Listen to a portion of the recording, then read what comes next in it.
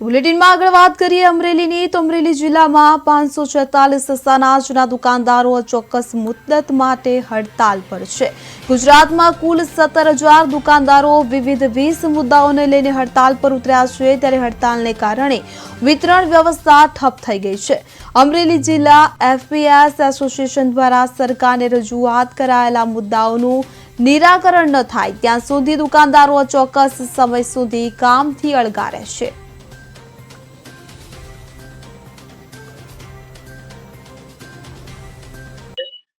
All Gujarat fair price shop એસોસિએશનની સાથે અમારું રાજ્ય એસોસિએશન એમનું સભ્ય છે અને ગુજરાત રાજ્યના બંને એસોસિએશનો all Gujarat fair price shop fair price shop association and ration shop and kerosene licence holder બંને એસોસિએશનના અમારા પ્રમુખો છે રાજભા જાડેજા અને પ્રહલાદભાઈ મોદી।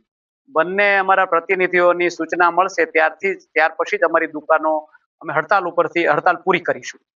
અને અમારા બંને પ્રતિનિધિઓ રાજ્ય સરકાર સાથે કાલે મીટિંગમાં બેઠા હતા, પણ સરકારના પ્રતિનિધિઓ સાથે 2-4 મુદ્દે કંઈક મડાગાંઠ સર્જાય અને બેઠક પડી ભાંગી હતી। ફરી પાછા અમને બોલાવે, એ લોકોને બોલાવશે કે એમની સાથે કઈ ચર્ચા થશે અને જો અમારા મુદ્દાઓ બધા સમાવી લેવામાં આવશે તો અમે હડતાલ પૂરી કરીશું।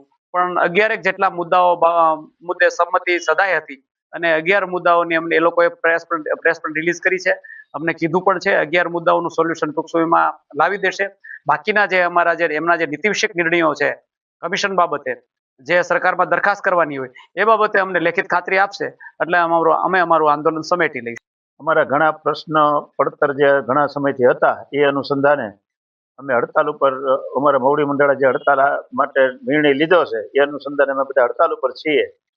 ગઈકાલે આ નિર્ણય માટેની જે મિટિંગ બોલાવવામાં આવેલ હતી એમાંથી લગભગ 70% પ્રશ્નનું નિરાકરણ થઈ ગયું છે। એકાદ પ્રશ્ન પૂરતું બાકી રહ્યું છે, એ 99% આજ સાંજ સુધીમાં અથવા કાલ સુધીમાં એનું નિરાકરણ આવે એટલે દરેક દુકાનો ખુલી જશે, તાત્કાલિક વિતરણ વ્યવસ્થા અને પેમેન્ટ ભરવાનું કામગીરી ચાલુ